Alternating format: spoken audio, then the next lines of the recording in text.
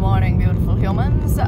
Today's video is coming at you a little differently in the honor of Nanowrimo, National Novel Writing Month. If you don't know what that is, it is a time of year where everyone destroys their brains and tries to write a, I want to say it's 60,000 words novel in a month, the month of November.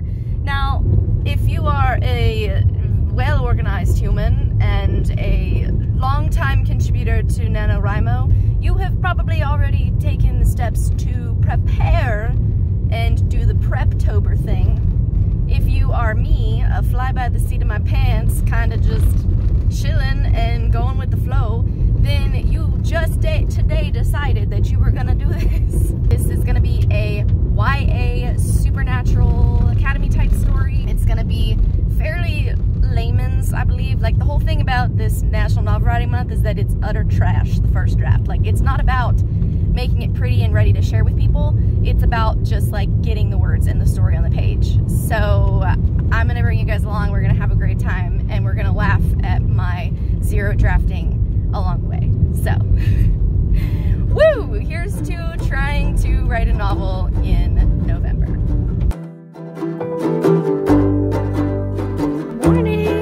It is very bright this morning. I'm really gonna have to change my sleeping and like living schedule to be more early and less late because it is now winter and daylight savings in the Northwest. But anyways, it is November 2nd. We are doing the Nanowrimo thing. This morning I got up, had some coffee, and then sat in my new reading chair / writing chair. And I got 300 words done of the Witch's Constellation story. It has like a total of 5,600 words or something like that. That 5,000 words is what I've had from before. So I know I'm cheating. I know that I'm cheating.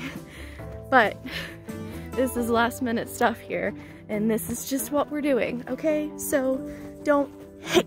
It's still gonna be fun to see if I can make it happen because I am a perfectionist. I don't know. I am kind of a perfectionist in the way of like, I want my creative endeavors to be as good as they can possibly be before I share them with people. And it's really fucking hard to just be enough. Like just like to give something and say, you know what, this is good enough.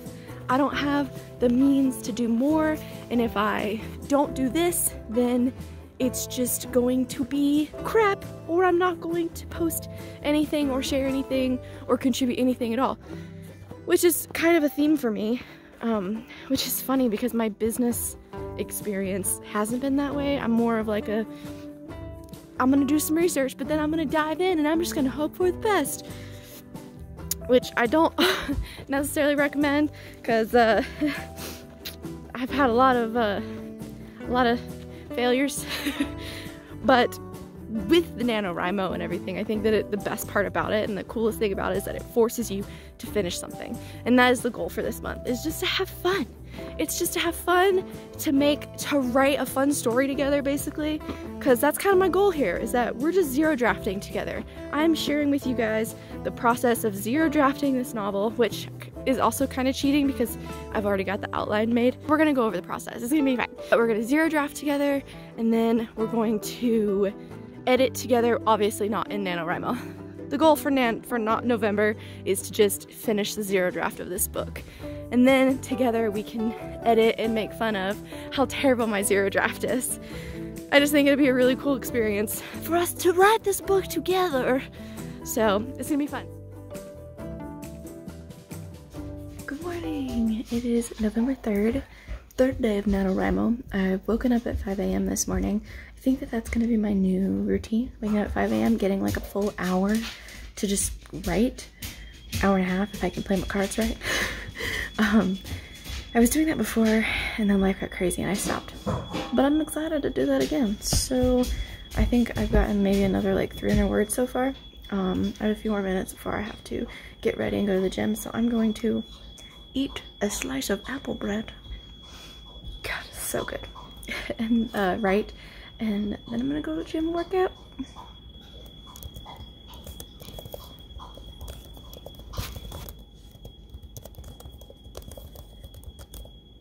The day got away from me. It's just been a really busy day. I did work. I cleaned, packed, flying to my friend's elopement tomorrow, my other best friend, and it's election day.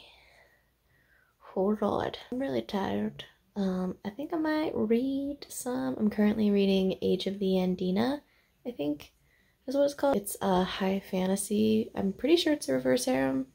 So far I'm not getting reverse harem vibes, but like a super awesome high fantasy that I'm intrigued by, and that the main character is like super badass. She's like a totally different creature completely.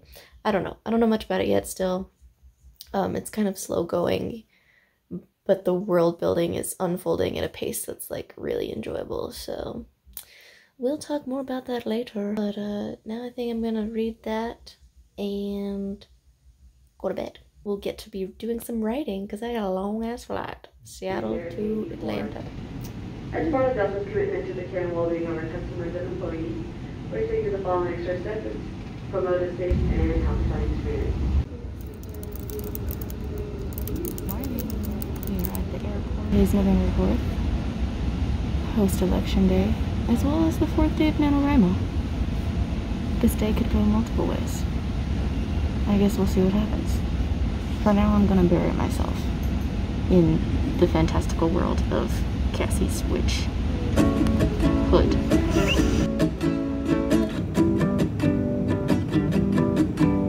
So the first week of Nanowrimo has come to a close, ladies and gentlemen. I figured I could show you guys my outline, I guess, that I've done, my plotting that I've done, kind of go over briefly, like talk about my process of coming up with this story. So kind of the way that my story writing, story crafting, like the method has changed over the years.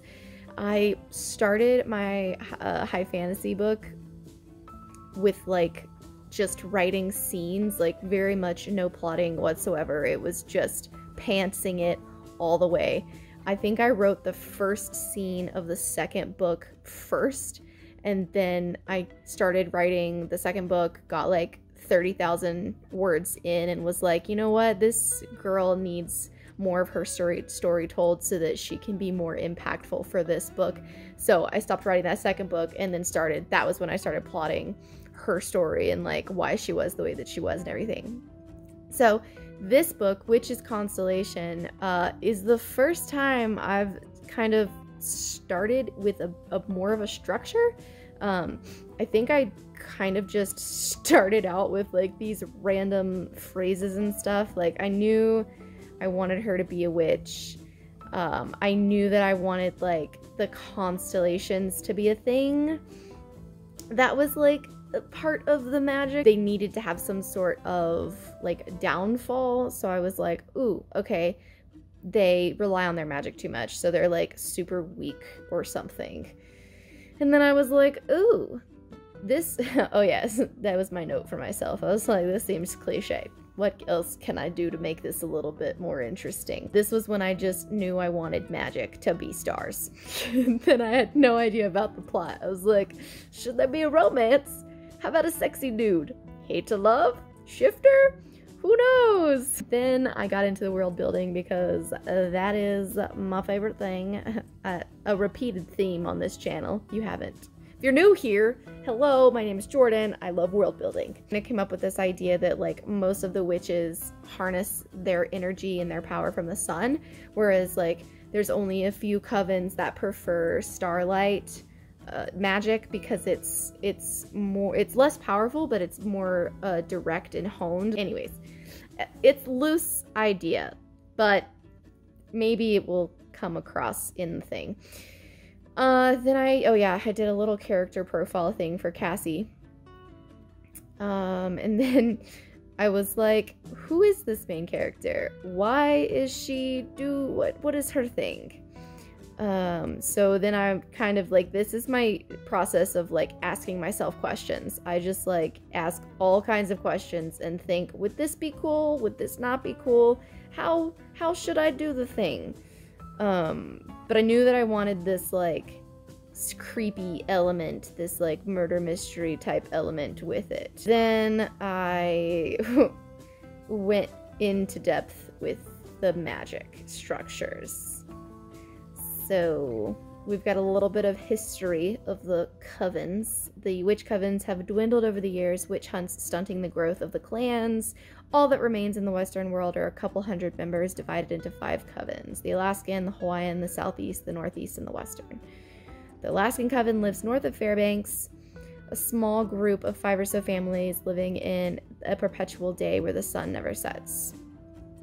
They gather their strength and charge their spells via the sun's powerful rays. Okie dokie. So the Northeast Coven, which is where our main character is at, in Bar Harbor, Maine area, they put most stock in constellation spell work, deeming the localized version of starlit spells more powerful once you've learned their particular incantations. They value the sun, but prefer her children, the vast swirling balls of energy cataloged by power type via their placement in constellations. So like my idea was each constellation has its own like inclination towards a certain type of magic.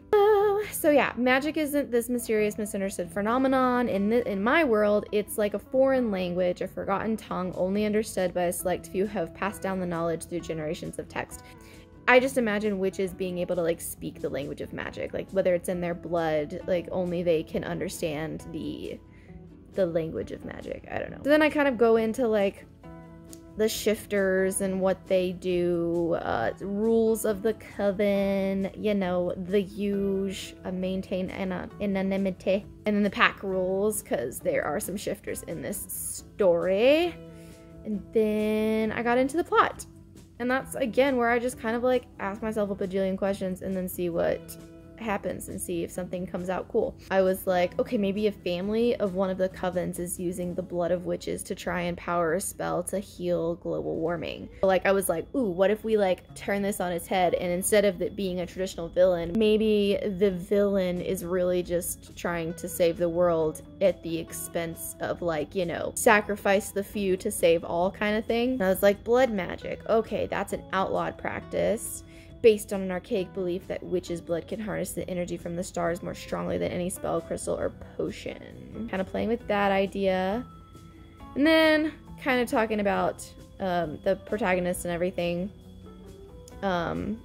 Once I kind of played with plot ideas a little bit, I took the characters and I really started to try and flesh them out a little bit and get kind of more specific with who they are, what they want, those types of things, so that it was easier to write them. And then I did a chapter layout. This was the first time, guys, that I literally did an entire chapter layout, like chapter by chapter, a brief, just this happened, then this happened, then this happened, then this happened. I literally did it for the entire fucking book, 32 chapters. Like, what? I've never done that before. The first book I've ever done that, which is super cool and like makes me wonder why I've not finished this book before now. What the hell? What the hell, Jordan? So, oh yeah, and then I love Google Drive because then you can just like make little notes to yourself. Like maybe this instead of this. Oh, this is important because this is gonna happen later. So yeah, that is where we're at now. I currently have 7 chapters of the book written. Chapter 1 you will get the pleasure of hearing in audio form at the end of this little video. Treat it like an audiobook, why don't ya? That way you can kind of get an idea of what this zero draft is sounding like, and then we can kind of go over it when we go to the editing stage next month. Hopefully next month, maybe in a couple months, we'll see. Seeing as it is day 8 of Nanowrimo and I've only got 7 chapters written. We're not too far behind, but, you know, see how it goes. But what do you guys think about plotting versus pantsing? The ultimate, like, writer's dilemma and writer conversation about severe plotters and then, like, severe pantsers, and then, you know, most of us who fall somewhere in the middle of the spectrum. I'm curious as to what you do, and then what do you want to do? Who are you? And then, like, who do you want to be? This has been a great first week for Nanowrimo. I am really enjoying the, like, no stress, just, like, deal with it in editing mindset that I've got going on. I think that we get really caught up in making everything really beautiful and, like, lyrical right in the first draft. Me specifically, I am really bad about, like, writing a paragraph and then immediately wanting to, like, go back and rewrite. I don't know. I hope you guys are doing well, staying safe. Thank you guys for watching. Good luck to all you other NaNoWrimo-wers out there, and I will see you guys in the next one. Bye!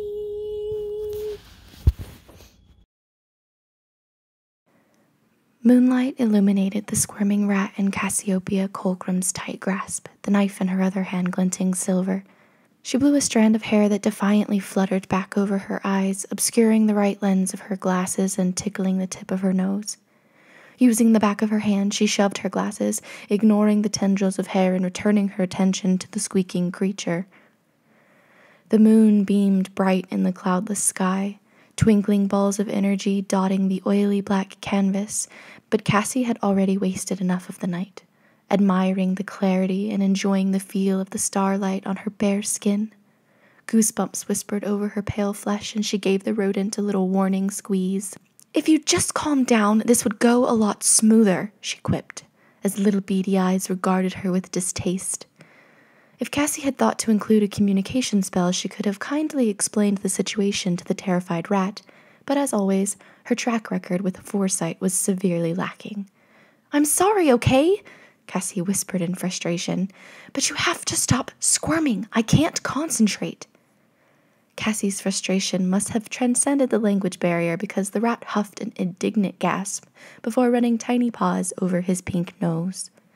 Cassie offered a terse thank you before returning back to her workstation. The wooden table was stained with various fluids, but Cassie paid no attention as she slid onto the bar stool. Lowering the rodent to the table, Cassie pulled the incantation to her lips before slamming the sharpened knife through the rat's tail. The spell had grown familiar over the past couple weeks, her sole purpose over the summer break. Her family didn't celebrate the long summer solstice like the other covens, so she spent most of her time fighting the dizzying effects of the sun's busy energy. Words left Cassie's lips like soda fizz on her tongue, but nothing happened. She frowned, glaring down at the little rodent like it was somehow his fault. Turning her gaze to the stars, she wondered what went wrong.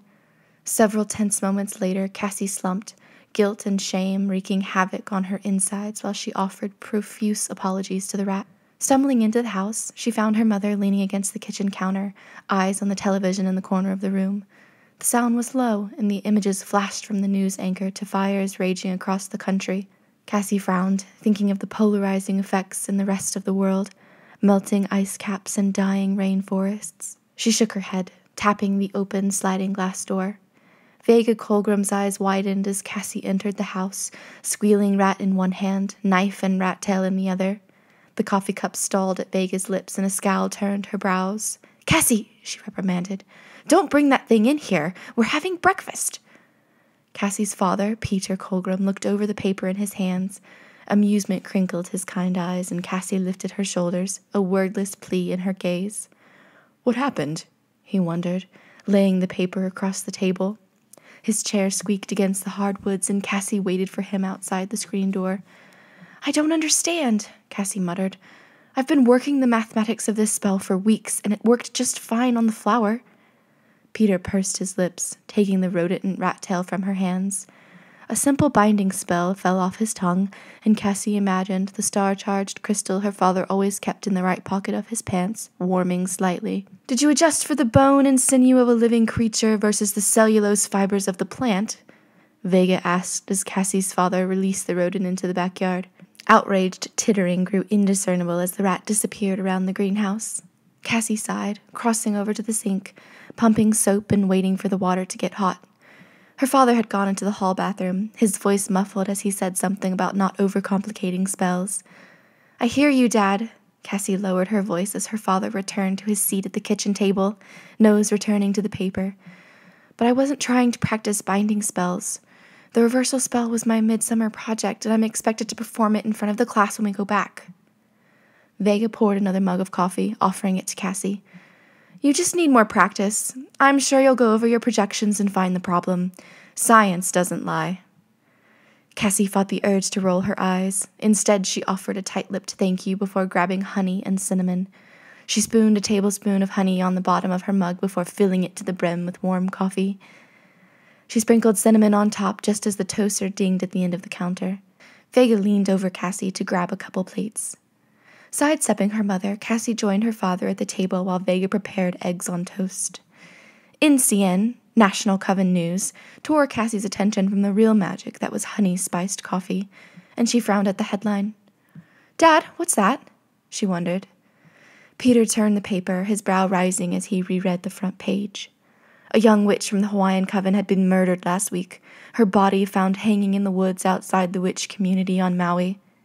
Peter closed the paper, tucking it under one arm as he inhaled the remainder of his toast. Cassie had nibbled on half, her appetite lost as images of a pale corpse swaying in the breeze materialized in her mind.